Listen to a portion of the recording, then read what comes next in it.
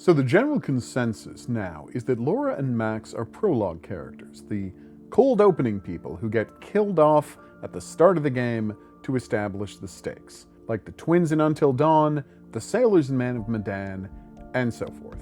Based on the footage we've already seen, we can even map out the basic structure that the prologue is likely to follow. A couple is driving into the woods up to the camp. There's tension in their relationship. Then a thing runs across the road. For the purposes of this video, let's say it's a werewolf. They swerve and end up on the side of the road, somehow damaging their vehicle. At this point, the police officer likely arrives to act creepy and sinister, and through some confluence of events, they wind up at the bunker with the yellow doors. Max gets snatched by the werewolf, and Laura tries to escape, sprinting off into the woods. Here's where things get a little strange, because instead of just being chased down by the monster like we'd expect, she meets someone in the woods, Grace Zabriskie's character, Eliza. I'd been thinking, based on the background and her line about a show, that Eliza was going to serve as a host character that talks to the player, like Dr. Hill or the curator. But here, Eliza is actually interacting with a character in the game. So while she might serve a purpose similar to those hosts, it's definitely going to be tweaked from what we've seen in the past. The question is, how? Okay, theory time. Although to be fair, this doesn't even really count as a theory, it's more what I would do were I structuring the game. More of a thing that I think would be cool, rather than something I think is definitely gonna happen. Let's start with an observation.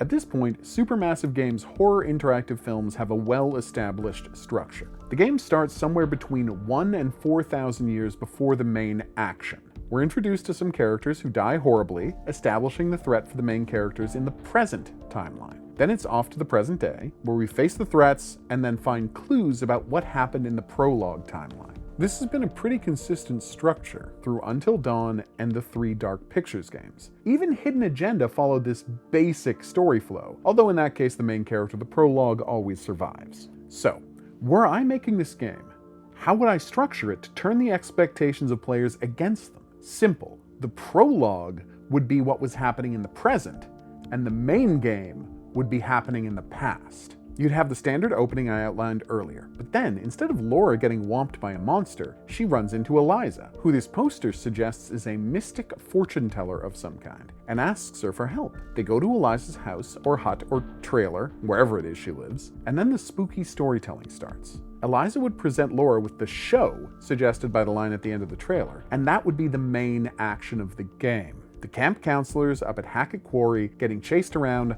by monsters and killbillies. Then, like in Until Dawn and the Dark Pictures, we'd cut back to Laura and Eliza, with her making us do tarot card fortune telling and things like that, offering hints about what's to come in the story. All of this would be leading to the grand finale, in which the player's decisions during the game would decide exactly who or what the monster that ran across the road was. Is it Chris, as I predicted, one of the counselors who was bitten, one of the rednecks who has their own monster thing going on? The game could then end with the equivalent of a post-credits scare, as the main plot is resolved, but Laura has to have her final showdown with the monster which was, in a very meaningful way, created by the player's decisions as they went through the game.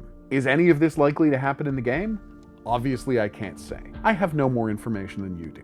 But it seems like this would be a way of turning audience expectations on their heads and involving the player even more in the story than they've ever been in the past. Oh, and here's a final note. I showed this script to Dark Pictures Redditor Ferret to make sure nothing seemed obviously wrong. And they referred me to Will Byles' Radio Times interview, in which he states that every character has 3 basic end states: alive, dead, and something that he can't say without spoiling the game's plot a little. Does that mean the 3rd state is turned into a monster? And that it can happen to any character? The headline of the Quarry website is, "You won't believe what you'll become." So even if my theory about the prologue structure is completely wrong, it's looking more and more like werewolf transformations, or something very much like them, are going to play into the story quite prominently. So, that's my idea for how this game might be structured. What do you think they might be doing with the Quarry? I've been the Hidden Object Guru. Thanks for watching. If you haven't already, please remember to like and subscribe. Special thanks go out to my patrons, Desire, Marissa, Eduardo, Brian, and Joanne. You can always find me at my live streams, weeknights at 9 Eastern and weekends at noon. We'll see you back here for more Supermassive Games content. But until then, au revoir.